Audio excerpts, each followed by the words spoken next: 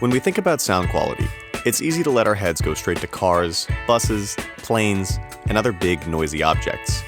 But if we really step back and consider all the things that make sounds in our lives, we frequently deal with way more. Blenders, for example, make a lot of sound.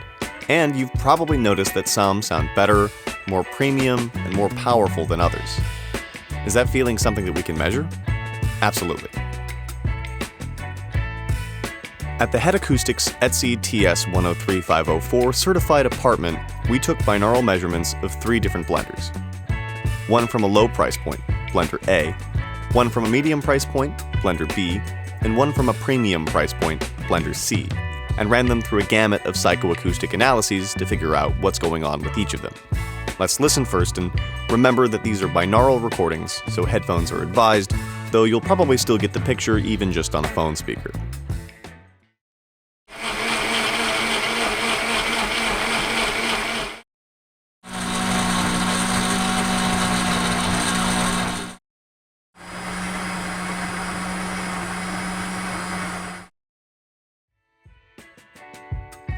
Just a casual ranking might lead you to say that blender A sounds pretty bad, with a lot of low-frequency wah wah wah kind of pulses. Blender B sounds a little better, but it's still scratchy and plasticky. Blender C sounds powerful and smooth and expensive. Why is that? Just looking at FFTs, a basic map of the frequency content of a sound, we can get vague pictures of how these blenders behave, though it doesn't do too much to describe what we're hearing if we don't already know where to look. But let's see what we can do if we work in the world of psychoacoustics. Looking at a simple level versus time with 2 millisecond time weighting, we can see blender A has a much higher average level than blenders B and C.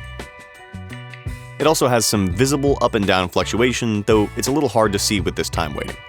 But if we use psychoacoustic loudness, this becomes much more clear, and we can see that wah wah wah sound we heard in blender A very clearly as fluctuations in psychoacoustic loudness.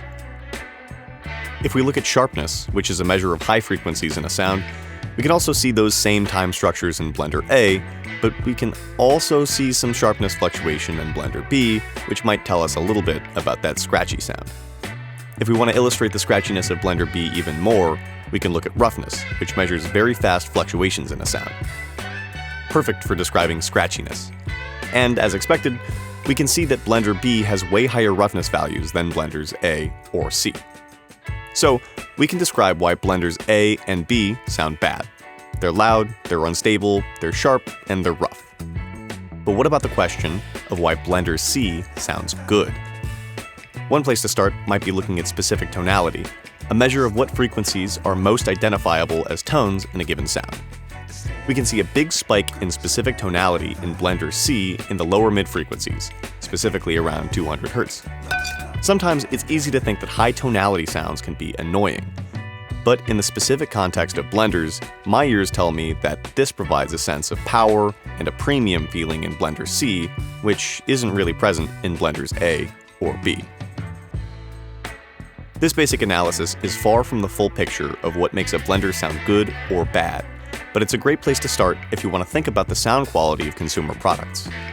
If you have any questions on any of the content here, or you just want to learn more about how you can test the sound quality of your own products, reach out to info@headacoustics.com for more info.